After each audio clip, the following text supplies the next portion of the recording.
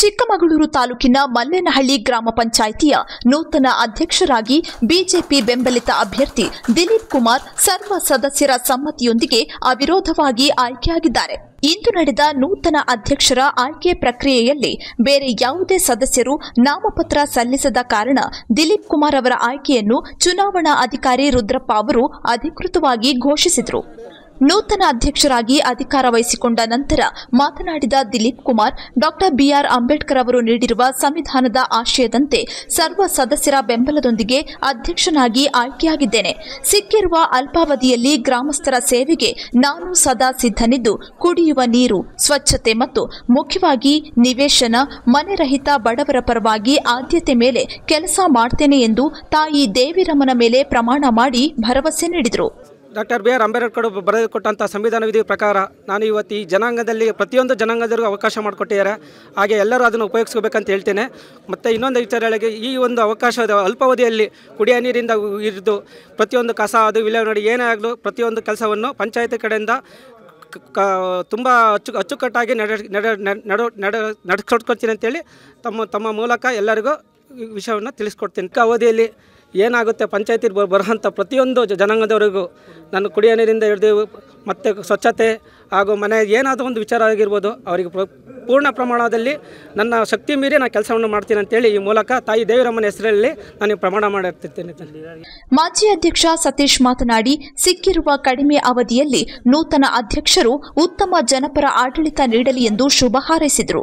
ಗ್ರಾಮ ಪಂಚಾಯಿತಿಗೆ ಬರುವ ಅನುದಾನವನ್ನು ಸಮರ್ಪಕವಾಗಿ ಬಳಸಿ ಕುಡಿಯುವ ನೀರು ಮತ್ತು ಸ್ವಚ್ಛತೆ, ನಿವೇಶನ ರಹಿತರಿಗೆ ಸ್ಪಂದಿಸಲು ಹೆಚ್ಚಿನ ಒತ್ತು ನೀಡಬೇಕೆಂದು ಕಿವಿಮಾತು ಹೇಳಿದರು. ಈ ದಿನ ದಿಲೀಪ್ ಕುಮಾರ್ ಅವರು ಅವಿರೋಧವಾಗಿ ಅಧ್ಯಕ್ಷರಾಗಿ ಆಯ್ಕೆಯಾಗಿದ್ದಾರೆ. ಮೊದಲಿಗೆ ಎಲ್ಲ ಸದಸ್ಯರು ಕೂಡ ಅವ್ರನ್ನ ಅವಿರೋಧವಾಗಿ ಆಯ್ಕೆ ಮಾಡಿದಂಥ ಎಲ್ಲ ಸದಸ್ಯರು ಕೂಡ ಧನ್ಯವಾದಗಳನ್ನು ತಿಳಿಸ್ತೀನಿ. ಅದೇ ರೀತಿ ಇರೋವಂಥ ಅಂದರೆ ಕಡಿಮೆ ಅವಧಿನಲ್ಲಿ ಉತ್ತಮ ಕೆಲಸ ಮಾಡಲಿ ಅಂತ ನಾನು ಆಶಿಸ್ತೀನಿ. ಮತ್ತು ಅದೇ ರೀತಿ ನಾವು ಕೂಡ ಸಹಕಾರ ಕೊಡ್ತೀವಿ. ಇನ್ನು 2-3 ತಿಂಗಳು ಅವಕಾಶ ಇರ್ಬೋದು. ಕುಡಿಯ ನೀರು, ಸ್ವಚ್ಛತೆ ಮತ್ತು ಏನು ನರೇಗಾ ಒಂದು ಕಾಮಗಾರಿ, ಹಾಗೆ ಸರ್ಕಾರ ಏನು ಪಂಚಾಯತಿಂದ ಬರುವಂಥ ಒಂದು ಏನು ಅನುದಾನ ಇದೆ ಅದನ್ನು ಸಮರ್ಪಕವಾಗಿ ಬಳಸಿ ಉತ್ತಮ ರೀತಿಯಲ್ಲಿ ಕೆಲಸ ಮಾಡ್ತೀವಿ ಅಂತ ಈ ಸಂದರ್ಭದಲ್ಲಿ. ಮಾಜಿ ಉಪಾಧ್ಯಕ್ಷೆ ಪಲ್ಲವಿ ನಿವೇಶ್ ಗೌಡ ಮಾತನಾಡಿ, ತಮ್ಮ ಅವಧಿಯಲ್ಲಿ ಬಾಕಿ ಉಳಿದಿರುವ ಕಾಮಗಾರಿಗಳನ್ನು ನೂತನ ಅಧ್ಯಕ್ಷರು ಪೂರ್ಣಗೊಳಿಸುತ್ತಾರೆ ಎಂಬ ವಿಶ್ವಾಸವಿದೆ. ಬಿಜೆಪಿ ಸರ್ಕಾರದ ಅವಧಿಯಲ್ಲಿ ಈ ಪಂಚಾಯಿತಿಗೆ ಮಂಜೂರಾಗಿದ್ದ 200 ಮನೆಗಳ ಅನುದಾನ ಹಾಲಿ ರಾಜ್ಯ ಸರ್ಕಾರದಿಂದ ಬಿಡುಗಡೆಯಾಗಿಲ್ಲ. ಬೀದಿ ದೀಪಗಳು ಸೇರಿದಂತೆ ಮೂಲಭೂತ ಸೌಕರ್ಯಗಳನ್ನು ಕಲ್ಪಿಸಲು ಅಧ್ಯಕ್ಷರು ಶ್ರಮಿಸಲಿ ಎಂದು ಅವರು ಆಶಿಸಿದರು. ಶ್ರೀಯುತ ದಿಲೀಪ್ ಕುಮಾರ್ ಅವರಿಗೆ ಅಭಿನಂದನೆಗಳು.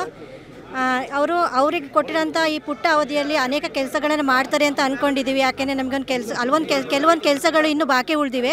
ಆ ಕೆಲಸಗಳು ಇವರಿಂದ ಆಗ್ತವೆ ಅಂತ ನಾವು ಅವ್ರ ಮೇಲೆ ನಂಬಿಕೆ ಇಟ್ಟು ಅವ್ರನ್ನ ಈ ಸ್ಥಾನದಲ್ಲಿ ಕೂರಿಸಿದ್ದೀವಿ. ಮತ್ತು ಬೀದಿ ದೀಪಗಳು, ಮನೆಗಳು ನಮಗೆ 2-3 ವರ್ಷದಿಂದ ಮನೆಗಳು ಬಂದಿಲ್ಲ, ಆಶ್ರಯ ಮನೆಗಳು. ನಮ್ಮ BJP ಸರ್ಕಾರ ಇರಬೇಕಾದ್ರೆ ನಮಗೆ 200 ಮನೆಗಳು ನಮ್ಮ ಪಂಚಾಯತಿಗೆ ಅತಿ ಹೆಚ್ಚಾಗಿ ಬಂದಿದ್ದು. ಯಾಕೆಂದರೆ ನಾವು ಆಯ್ಕೆ ಮಾಡಿ 200 ಮನೆಗಳು ಬಂದು ಎಲ್ಲ ನಿರಾಶ್ರಿತರಿಗೂ ಮನೆಗಳನ್ನು ತಲುಪಿದೆ ಅಂತ ಈ ದಿನಗಳಲ್ಲಿ ಬಂದಿಲ್ಲ. ಅದು ನಮಗೆ ಬರ್ತವೆ ಅಂತ ನಾವು ಅನ್ಕೊಳ್ಳೋದು ಸುಳ್ಳು. ಆಗಲ್ಲ ಯಾವುದೇ ಕಾರ್ಯಗಳು. ಆ ಸರ್ಕಾರದಲ್ಲಿ ಆದಂಥ ಕೆಲಸ ಕಾರ್ಯಗಳು ಈ ಸರ್ಕಾರದಲ್ಲಿ ಆಗ್ತಾ ಇಲ್ಲ.